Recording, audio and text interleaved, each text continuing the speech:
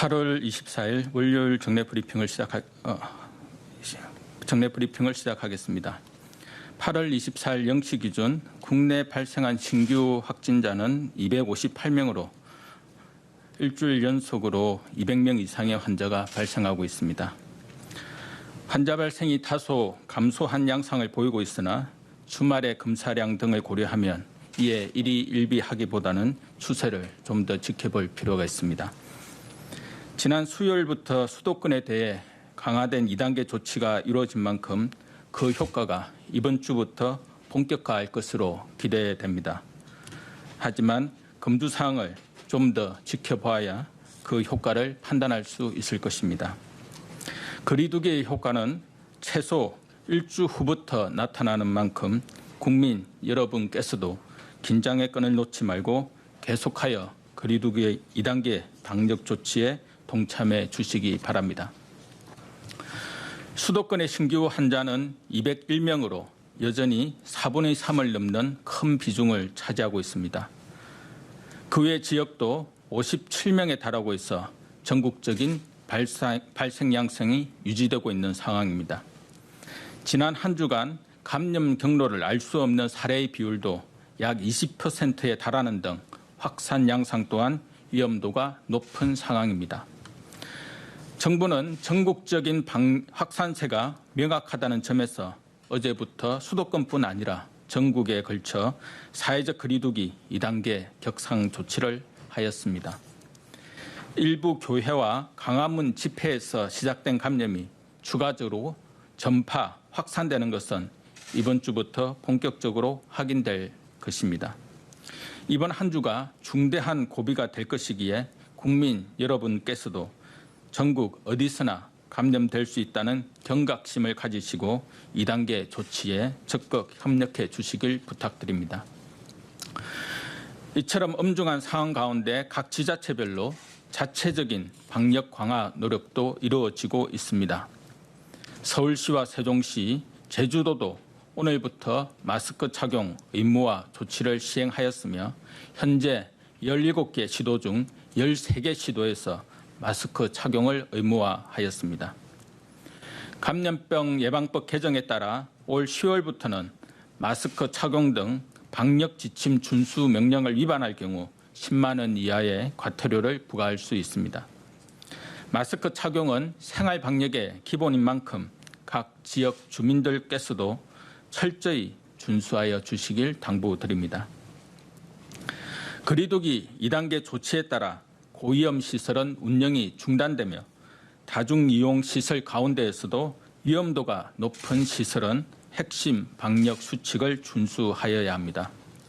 서울시는 오늘부터 실내 결혼식장, 종교시설, 공연장, 300인 미만 학원 등 12종의 방역 수칙 의무화 시설에 대해 엄격한 점검을 실시하며 원스트라이크 아웃제를 시행하여 위반이 적발된 시설은 2주간 집합금지, 확진자 발생 시 구상권 청구 등을 실시할 계획입니다.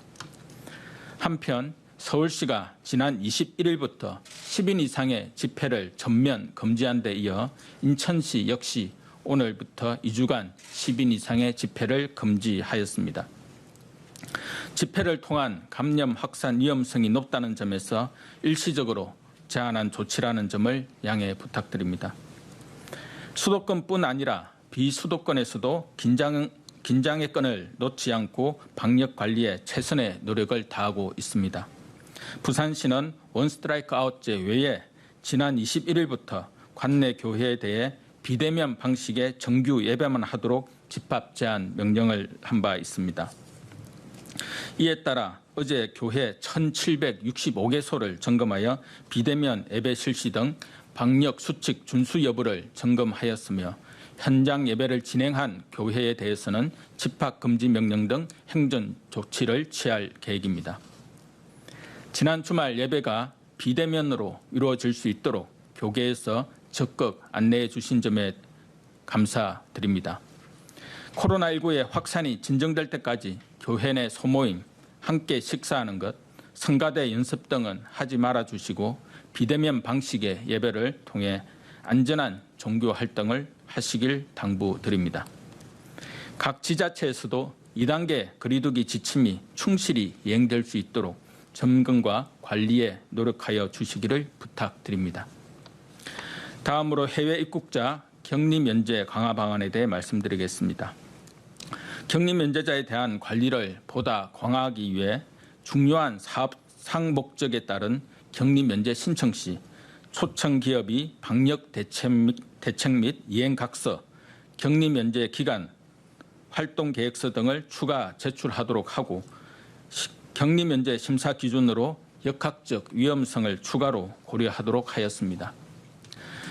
격리 면제서는 발급일로부터 일주일 이내에 입국할 때에만 유효하도록 기간을 명시하고 격리 면제 기간은 그 목적에 필요한 기간으로 한정합니다. 장례식 등 인도적 목적에 의한 격리 면제 대상을 재혼 부부, 며느리, 사위까지 넓히고 장례 행사 범위도 발인과 사무제까지 포함합니다. 정부는 앞으로도 격리 면제자에 대한 심사와 입국 후 방역 수칙 준수 등 사후 관리 강화를 통해 해외 유입으로 인한 확산을 방지할 계획입니다. 의사단체 집단 휴진과 관련하여 말씀드리겠습니다. 어제 저녁 정세균 국무총리와 대한전공의 협의회 대표들이 만나 정부와 의료계가 진정성 있는 논의에 착수하기로 하고 전공의들은 코로나19 대응을 위한 진료에 적극적으로 참여하기로 합의하였습니다. 코로나19의 대규모 확산이라는 이 엄중한 위기 속에서 전공의들이 코로나19 진료에 복귀하기로 한 결정에 대해 환영하며 선별진료소와 격리병동, 중환자실, 응급실, 수술실 등의 진료 현장에 조속히 복귀해 줄 것을 요청드립니다. 또한 집단 휴진으로 인해 인명과 관련된 억울한 환자 피해가 발생하지 않도록 조속히 진료 현장에 복귀 부탁드립니다. 정부는 의료계와 진정성 있는 논의를 시작할 것이며 의사단체가 지적하는 문제에 대해서 열린 자세로 협의하고 적극적으로 개선 방안을 모색하겠습니다. 특히 수도권 이외의 지역에 의사가 부족하다는 이유로 지역 의료 체계가 미흡하고 의료 수가도 문제가 있다는 의사단체의 지적에 적극 공감합니다. 이번 코로나19 위기를 겪으면서 정부 또한 지역 의료와 공공의료를 체계적으로 육성할 필요성을 절실히 느끼고 있습니다. 정부는 지역의 공공병원을 확충하고 시설, 장비의 개선과 인력 보강 등을 통해 지역 공공의료 체계를 대폭 확대 강화하겠습니다. 또한 민간과 공공을 아울러 지역의 우수 병원에 대한 제도적, 재정적 지원을 실시하고 건강보험 수가 체계도 개선하여 수도권보다는 지방의 의료 행위가 더 높은 보수를 받을 수 있도록 개선하겠습니다. 보건소에 대한 지원도 늘리고 인력을 보강하겠습니다. 이러한 개선을 통해 보다 많은 의료인들이 지역에서 일하고 싶어하도록 여건을 조성해 나가겠습니다. 향후 논의에서 국민과 의료계가 상생할 수 있는 발전적인 논의가 진행되기를 기대합니다.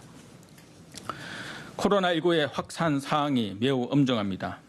이번 주에 이러한 확산세를 잡지 못한다면 대규모 유행으로 번지게 되는 위기 상황에 처해 있습니다.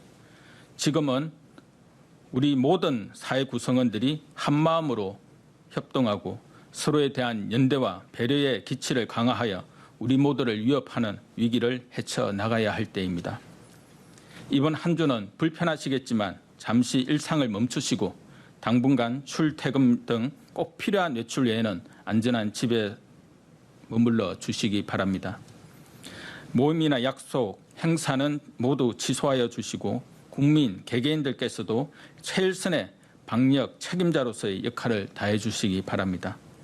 오직 사회적 거리두기의 실천, 마스크 착용 등 방역 수칙 준수만이 지금의 확산세를 진정시킬 수 있다는 점을 염두에 두시고 국민 여러분의 적극적인 참여와 협조를 당부드립니다.